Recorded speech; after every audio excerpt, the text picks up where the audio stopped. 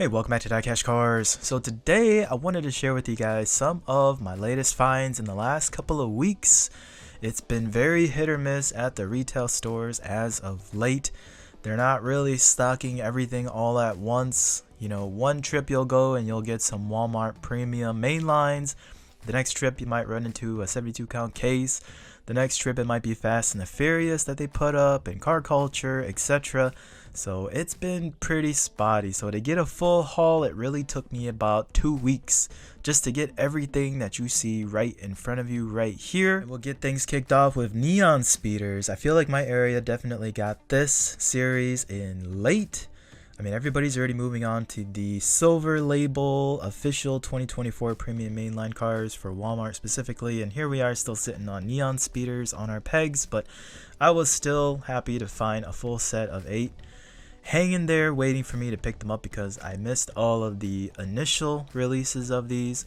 And this set headlined by this Datsun 510 wagon. Again, the graphics are pretty busy for me. It's not actually my favorite along with all the other neon speeder cars, but worth having at least one full set in your collection, especially if you're a JDM fan.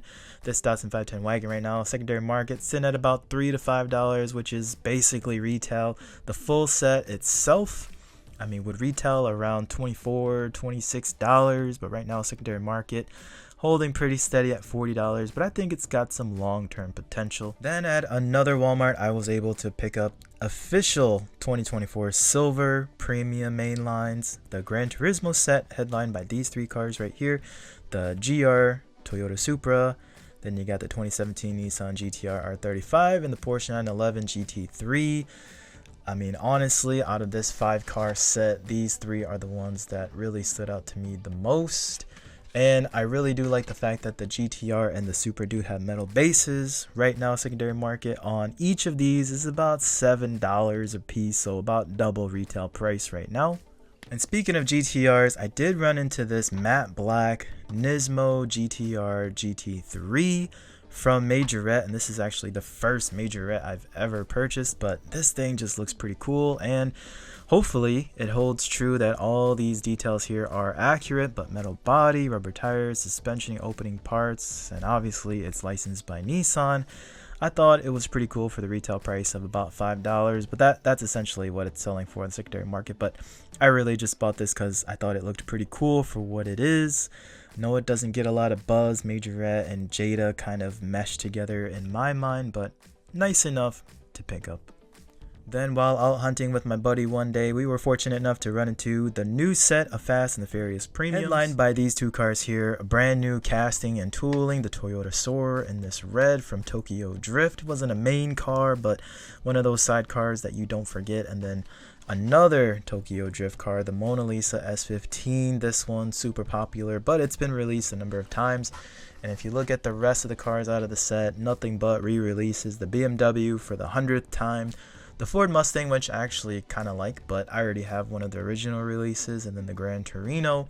But nonetheless, if you're a Fast and the Furious fan, keep an eye out. These are hitting your stores. Right now, secondary market sitting around that $10 mark, so nothing to really write home about. And I honestly feel like these are going to be super available. There's no chase pieces in these Fast and Furious premiums, and they do tend to pop up on the Mattel Creations website here and there, so just keep an eye out if you're looking for either one of these. On another day, ran into one of my longtime buddies and supporters of this channel, and he hooked me up RAOK style with this Nissan Skyline RS Red Edition. So our targets definitely got the red editions, but I feel like it was only 1 or 2 waves and I missed every single one of them, so I was glad to get this one from my buddy to add to the collection. And speaking of Skyline, I did run into a number of 72 count cases, whether it was Dollar Tree or Target or Walmart. Also ran into a bunch of bins at Walmart. You guys know those have definitely been hitting, especially for the Easter holiday here. It's a big mixture of E case, F case, D case, and every time those hit our Walmarts, I always missed them, but I would be lucky enough to pick up some of the sought after mainlines in there, just like this Nissan Skyline RS R30 in purple or the Godzilla R33. And I was really happy to get this one just because I do like that Godzilla graphic there, and it'll match the R32 that came out last year in 2023. And then the other very popular casting from the main line right now are the Honda Civics. You got the red EG Civic up top, and then the gold Honda Civic SI EM1 down on the bottom. Always taken off the pegs or out of the bins. I mean, basically, if you're not first, you're last. You're always going to miss out on these. But I was fortunate enough to get a couple of these to add to the stash. Right now, secondary market, nothing really to write home about. I think people have definitely gotten their fill of these, especially since they're just main lines. They kind of sit in that $2 to $3 price point secondary market. And last but not least, you probably saw my short clip on it, but I was fortunate enough to walk away with this BMW 507 Super Treasure Hunt out of the C case. Picked this up out of a dump bin at my local Pick and Save, which is a store franchised off of Kroger. But it was a funny story because I walked in and there's a main pegboard. I looked at that pegboard, and telltale sign that there was a collector there prior to me was all of the mainline BMWs as well as the B-Case Camaro mainlines were just right front and center on the peg. So I definitely knew somebody was there already. Didn't see a single Skyline or EG Civic either. So I kind of cut my losses, just kind of dug through the pegs, didn't even see a treasure hunt. And then I walked around the corner, and the thing about grocery stores, guys, is that they like to put multiple locations for Hot Wheels throughout the store just to trigger you into impulse buys, especially if you got little kids with you. But ran into this dump bin way in the back of the store, and the first thing I noticed was the gold Honda Civic SI sitting right up top. So I'm thinking, okay, maybe these collectors forgot this bin, or maybe they forgot this one Civic. Kept digging, found the purple Skyline, kept digging a little bit more, and as I got down to the bottom, I found this BMW Super Treasure Hunt. And it was really one of those cliche stories where you really had to dig to the bottom to finally find this. So I was pretty happy with that. I mean, again, persistence and just never giving up does pay off sometimes. You know, always double check the pegs and double check the bins, because you never know what might still be sitting down there. But super fortunate to have the Super Treasure Hunt, especially because I've been kind of on a dry spell with supers in the last month or so here. So nice to finally get off of that losing streak. This super, not really anything to write home about. I mean, right now, secondary market sitting at about the $30 price point, not the super of the year, even though it's got this nice golden Spectra Flame paint similar to the EK9, but still a cool add to the collection as of now.